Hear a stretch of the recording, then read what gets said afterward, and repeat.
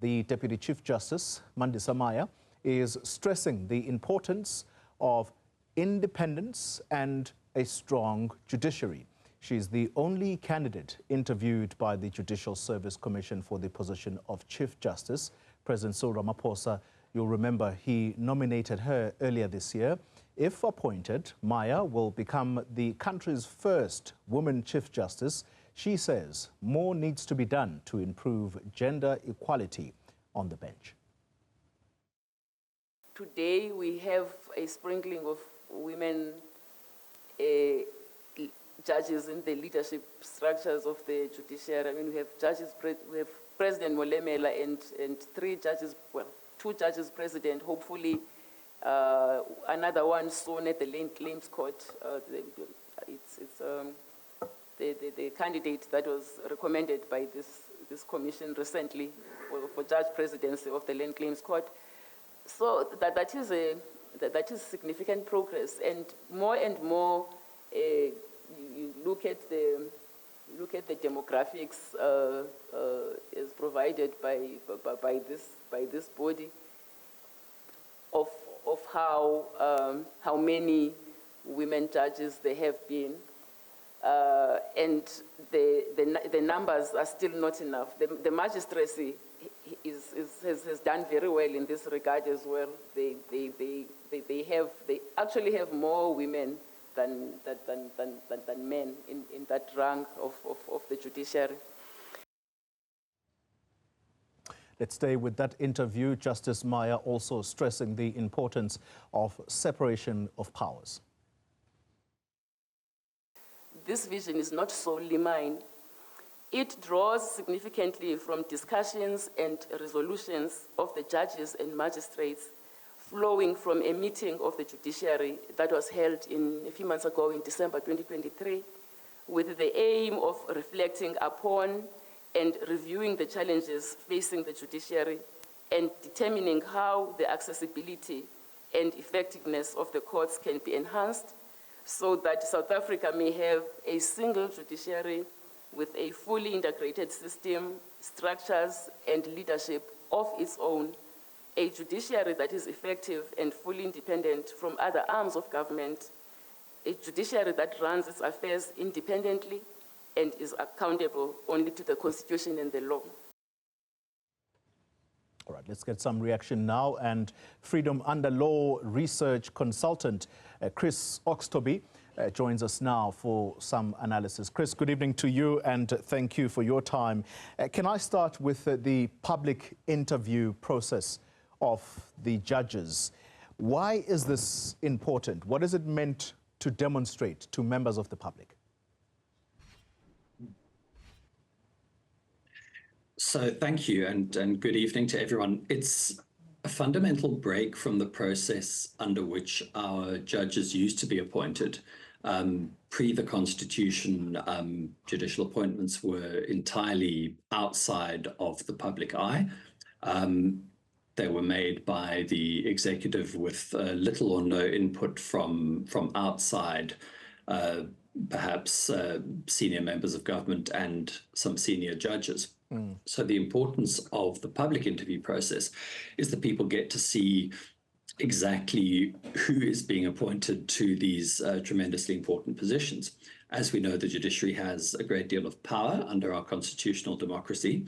The judiciary, in order to protect its independence, isn't directly accountable to the electorate the way that, for example, members of parliament are. Yeah. And so you need to try and look at other ways of ensuring that there is sufficient public trust, public confidence in who these judges are and how they have been appointed. So that makes the public interview process a really necessary and important one, so that people can see how these candidates for such important positions are being tested and what they're going to bring to this role. Yeah. We already know that she was nominated by the president a little earlier this year for the very same position she's being interviewed for. Members of the public will be wondering, if the president has nominated her, what's the reason behind her being interviewed so publicly? Fill us in on the importance of why the JSC, therefore, has to do this job, and how rigorous were they in their line of questioning today? So it's a good question, and I think it's something is important to bear in mind. First of all, is that the position of Chief Justice and the other senior positions in judicial leadership, so also the Deputy Chief Justice and the President and Deputy President of the Supreme Court of Appeal, appointments to those positions give the President the greatest degree of discretion of any judicial appointment that he's able to make. So people may be familiar with the appointments to other courts. So, for example, the interviews that we saw yesterday for positions on the Supreme Court of Appeal. In the case of those positions, the Judicial Service Commission is effectively making the appointment. The President formally appoints the judges, but the actual decision to say that Judge John Smith is now going to be appointed to the appeal court, that is effectively made by the Judicial Service Commission. In the case of the Chief Justice and those other senior positions, it is ultimately the President's call. That's why the President is the one who nominates the candidate, and the Judicial Service Commission's role in that case is a little bit different. They're, instead of effectively making the appointment, giving the President their views on the suitability of the candidate to be appointed. Now, theoretically, you could imagine that if something really bad had happened during the interview, something really disastrous came out, the JSC might still say to the President, no, look, we are of the view that this person is not suitable for appointment. That's never happened. I don't think it was ever likely to happen in this interview. So the public interview process is really, it's really ultimately coming down to that point that I raised earlier. It's showing the transparency of the process. It's letting people see who the leader of the judiciary is, what they stand for, what they're going to bring to that role. In terms of how rigorous we were today, I would say because Justice Maya is being interviewed several times in previous years, we did see a shorter and more focused interview than we have in the past. But I wouldn't read anything sinister into that. I think it's just a product of her being very familiar to the JSC and to people who have watched this interview process over the past couple of years. Once that suitability test has been conducted by the JSC, is the JSC's view or recommendation, if they do indeed issue a recommendation, is that binding on the President? Or can he simply reject it if he so wished? In the case of this particular appointment for Chief Justice, it's not binding on the President. For appointments, as I've said, to other judicial positions, the JSC's position is binding on the President. In the case of this position that's been interviewed for today, no, it isn't. But of course, Justice Maya was the only candidate who was nominated by the President. So it's really a confirmatory proceeding in that sense. It's really the JSC confirming to the President that his preferred choice for the position is indeed suitable for the position. And remember, of course, that the theory of what the JSC is there to do and who it's there to represent is that it provides a broad range of perspectives from other judges, from the legal profession, potentially even from civil society, from members of parliament, from academia. And so the idea is that there's an opportunity for a much more broad-based view to be given about the candidate's suitability. The President isn't bound by that. This became more of an issue 2 years ago when the outgoing Chief Justice, Justice Zondo, was appointed, and we had 4 candidates being interviewed. And then that became more of an interesting question where the JSC had actually recommended Justice Maya. But of course, that wasn't binding on the President. In this case, although it's not officially binding on him, because there's only one candidate, it's not ultimately going to make a significant difference. All right. Final question on this interview of the candidate for Chief Justice. Part of the reading here is that the Chief Justice must be an intellectual leader of the Constitutional Court, and that means that they must write high-quality judgments and that they ought to set an example for all judicial officers.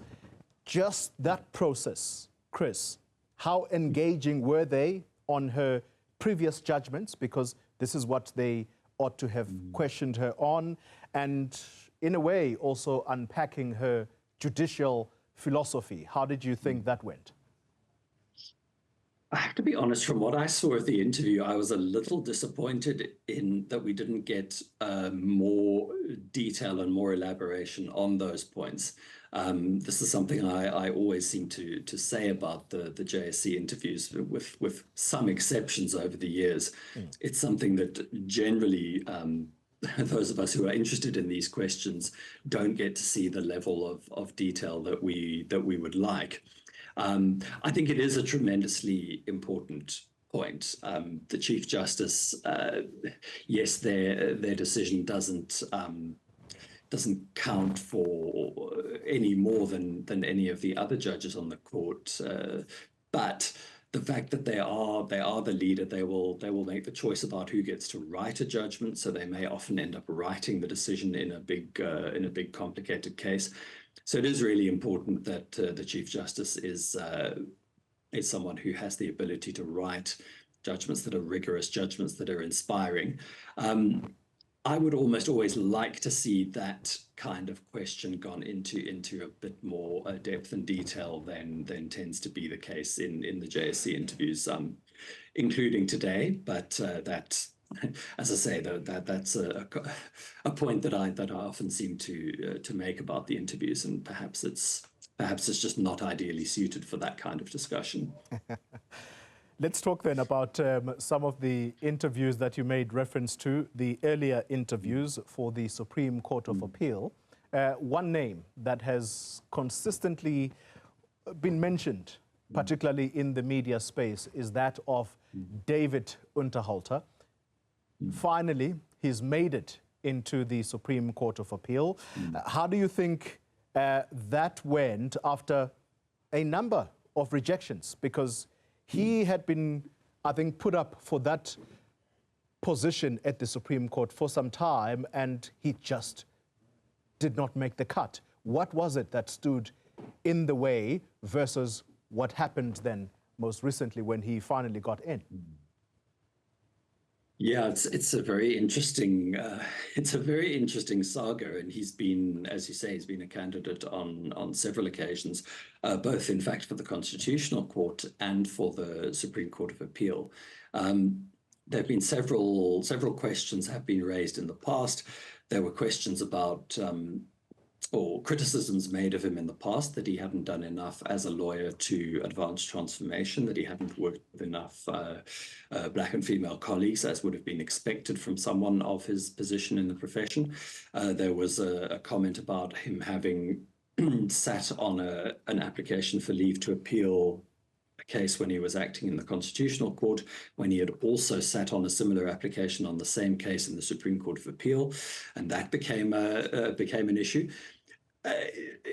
There seems to have been, there was clearly some underlying reluctance that these objections were a symptom of.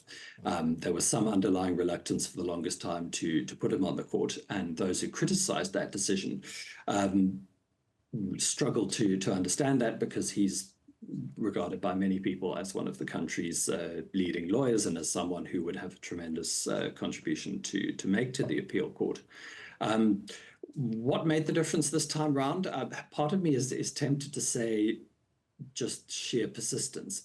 And it's something that we've seen happen with candidates before who've been rejected by the JSC, who just keep coming back, and eventually the qualities that they bring to that position win the day.